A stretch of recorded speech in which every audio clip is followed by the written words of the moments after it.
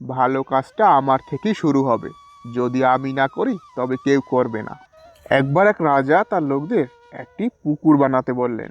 পুকুর বানানো শেষ হলে রাজ্যে ঘোষণা দিয়ে দেওয়া হলো, সেদিন রাতেই যেন সবাই বাড়ি থেকে এক গ্লাস করে দুধ নিয়ে এসে সেই পুকুরে ঢেলে দেয়।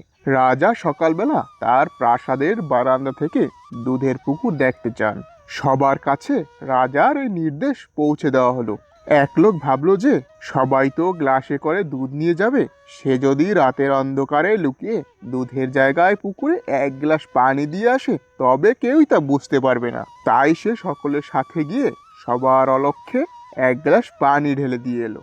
আর রাজা সকালবেলা তার প্রাসাদের বারান্দায় এসে হাহাকার করে উঠল। তার স্বাদের পুকুর শুধু পানি দিয়ে ভর্তি ছিল, সেখানে এক ফোঁটাও দুধ ছিল না। আসলে সবাই ভেবেছিল যে আমার আর দুধ নিয়ে যাওয়ার দরকার নেই, অন্যরা তো পুকুরে দুধ ঢালবেই। যখন কোনো ভালো কাজ করার সুযোগ আসে তখন এটি ভাববেন না যে আর কেউ এই কাজটি করবে ভেবে আমার কষ্ট করতে হবে না, বরং ভাববেন যে ভালো কাজটা আমার থেকেই শুরু হবে।